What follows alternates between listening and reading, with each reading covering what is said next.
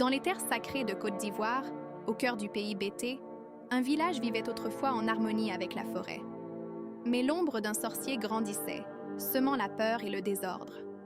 Les arbres semblaient pleurer, les animaux se taisaient, et la vie elle-même s'étiolait sous son emprise maléfique.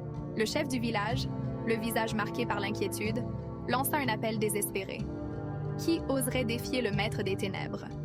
Une jeune femme s'avança, une guerrière, le corps athlétique dessiné par l'entraînement, les tresses serrées comme des lianes protectrices. Sur sa peau, des peintures tribales blanches racontaient la bravoure de ses ancêtres.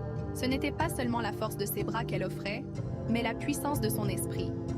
Armée de sa lance et de la bénédiction des anciens, elle quitta le village, prête à affronter l'inconnu.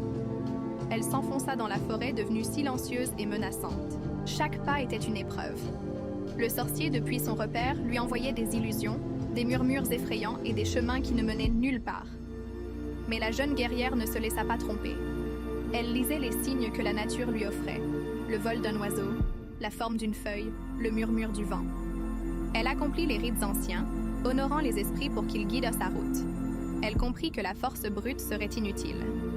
C'était un duel d'intelligence, un combat de volonté. Enfin, elle arriva dans une clairière où l'air était lourd et vicié.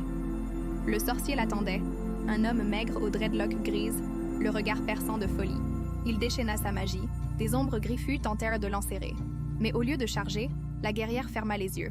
Elle frappa le sol de sa lance et chanta une invocation ancienne, un appel puissant à l'esprit protecteur de la forêt, celui que le sorcier avait asservi. Une lueur verte éblouissante jaillit du sol. Des lianes et des racines s'animèrent, formant une silhouette majestueuse et éthérée. L'esprit de la forêt était libre. Il se tourna vers le sorcier, non avec colère, mais avec une immense tristesse. La magie noire se brisa comme du verre. Les talismans du sorcier tombèrent en poussière. Vaincu, il s'effondra, son pouvoir anéanti. La lumière revint, la forêt respira à nouveau. La jeune guerrière retourna au village, non pas en conquérante, mais en gardienne. Elle fut célébrée comme une héroïne, celle qui avait rappelé à tous que le vrai courage ne réside pas dans la violence, mais dans le respect des traditions et l'écoute de la nature. Son histoire est devenue une légende, un souffle d'espoir pour les générations à venir. Merci d'avoir voyagé avec nous dans ce conte Bété. Si cette histoire vous a touché, n'hésitez pas à laisser un pouce bleu, à partager et à vous abonner pour ne manquer aucune de nos prochaines aventures. À très bientôt!